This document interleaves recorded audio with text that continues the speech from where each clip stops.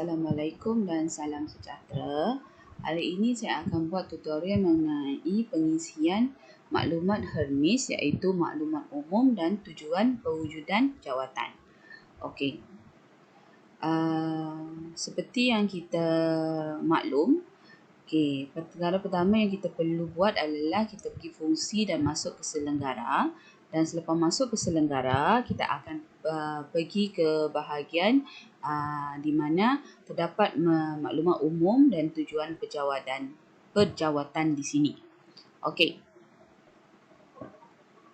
Pertama sekali kita buka words ni, di mana di sini terdapat maklumat umum dan juga tujuan perjawatan. Okey. Kita buka maklumat umum dahulu. Okey, di bahagian maklumat umum ini terdapat perkara yang penting, iaitu ringkasan gelaran jawatan sebenar dan juga grade JD. Yang ini, dua perkara ini yang kita perlu isi. Okey, di sini seperti yang semua nampak, okey, gelaran jawatan sebenar adalah GAB, iaitu guru akademik biasa. Jadi kita hanya letak singkatan sebagai GAB kerana di dalam ini pun kita menggunakan singkatan sebagai GAB ni. Okey.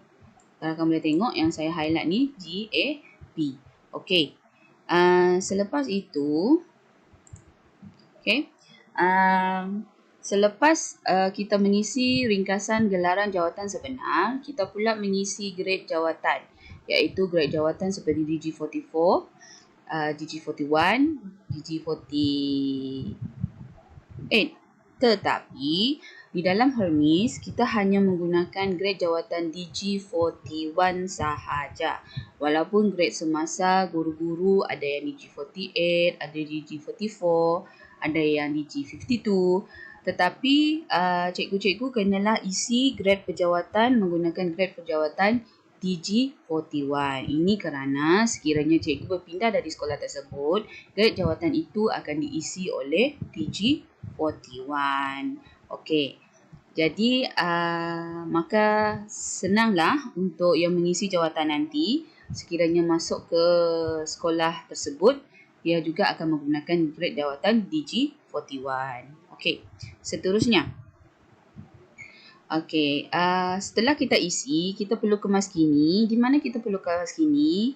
Di sini tiada butang kemaskini. Tetapi kita perlulah kecilkan dahulu, zoomkan bahagian ini, kecilkan dia sehingga nampak butang kemaskini. Okey, sekarang kita dah nampak butang kemaskini. Di sini adalah butang kemaskini, set semula dan batalkan. Okey, kita letak kemaskini dahulu. Setelah diisi, boleh just klik. Okey. Okey, sekarang maklumat telah disimpan. Okey, setelah maklumat ini disimpan, kita pergi pula kepada tujuan perjawatan. Tujuan perwujudan jawatan. Okey, seperti di sini. Okey, pada mulanya bila membuat pengisian di sini, dia tiada jadi kita haruslah klik butang tambah. Okey, setelah klik butang tambah, dia akan keluar satu borang seperti ini. Okey, saya klik dulu. Okey, dia akan keluar seperti ini. Jadi di mana dia meminta rakan-rakan guru semua untuk isi mengikut tujuan perwujudan jawatan yang diberi di dalam words ini. Okey, di sini. Okey, di mana cikgu perlu highlight sedikit demi sedikit. Jangan copy paste yang panjang, tapi cikgu kena copy paste sedikit sampai murid. Copy. Okey, cikgu copy. Selepas itu cikgu pergi kepada Hrmis. Okey, yang ini cikgu kena pilih lain-lain.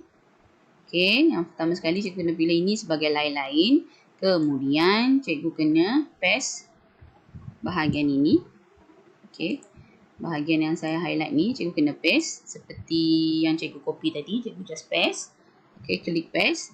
Selepas itu cikgu balik pada words ini balik. Cikgu ambil lagi yang di bahagian belakang ini. Selari dengan akta sampai pendidikan kebangsaan ni. Okey, cikgu copy. Selepas tu cikgu pergi balik. Cikgu paste pula di bahagian objek. Setelah paste di bahagian objek, cikgu pergi balik ke bahagian ini. Okey. Ambil yang di bahagian ke arah sampai holistik.